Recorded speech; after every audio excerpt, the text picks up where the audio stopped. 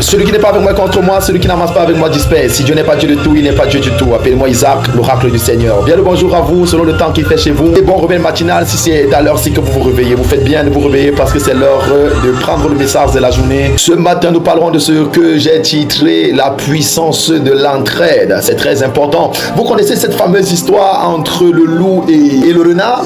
Permettez-moi donc de vous raconter cette petite histoire ce matin. Un jour, dont le loup, avec très faim, il était sur sa place et il réfléchissait, il se posait la question, celle de savoir comment est-ce qu'il ferait pour manger. Et c'est comme ça là que les jours passaient, la famille ne faisait que s'empirer.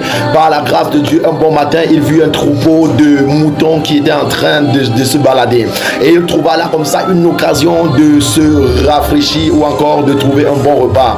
Dès qu'il s'apprêtait à attaquer la bande des moutons, il écouta le bruit de l'âme derrière lui et il vit un chasseur. Il décida d'abandonner cet élan de chasser les moutons pour prendre la fuite. Le chasseur était derrière lui en train de le chasser avec son âme. Et voyant qu'il ne pouvait pas fuir toute la vie, sur le bord du chemin, il rencontra le renard. Et le renard le vit en train de courir, lui posa la question, qu'est-ce qu'il y a? Il lui dit, voilà le chasseur qui veut m'abattre. C'est comme ça là qu'il demanda l'aide du renard. Le renard étant connu pour sa ruse, il va comme ça là créer un endroit et il va lui dire que viens et cache-toi ici, ne fais pas de bruit. C'est comme ça là que quelques temps plus tard, le chasseur étant arrivé, ne trouve pas le loup et il décida d'abandonner. C'est comme ça que le loup a trouvé la vie, il sauve grâce au renard. C'est la raison pour laquelle j'aimerais que nous tirons une instruction de cette histoire ce matin. Un proverbe africain dit, seul on va plus vite, mais ensemble on va plus loin. Et Jean de La Fontaine disait clairement que l'union fait la force. Et un proverbe chinois dit, quand les hommes s'entraident, les montagnes s'abaissent. Le premier point, c'est l'entraide transcende les différences. Malgré leur différence, c'est-à-dire dans l'espèce,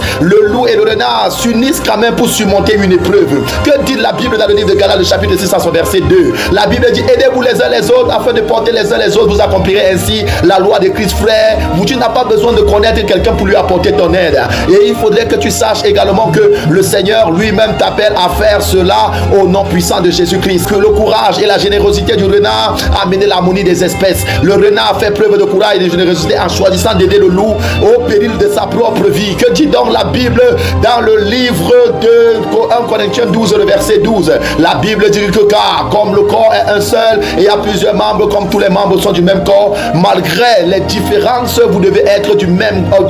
Il s'agit de sauver une vie. Et la troisième chose que vous devez comprendre, c'est la réciprocité comme ça là du potentiel. Ce que j'aimerais vous noter ici, c'est que bien que le loup aurait pu dévorer le renard, qu'est-ce qui va se passer? Il a quand même sollicité son aide et le renard n'a pas décliné cette aide, donné une main afin qu'il puisse entrer. Que dit dans le livre d'Ecclésiaste, le chapitre 4 en son verset 9, la Bible dit, il faut être deux qu'être seul. Retenez que deux valent mieux qu'un. Le quatrième point ici, c'est la puissance de l'unité. L'histoire illustre la force qui émane de la solidarité et encore de l'entraide. Lorsque vous êtes solidaire, la capacité augmente.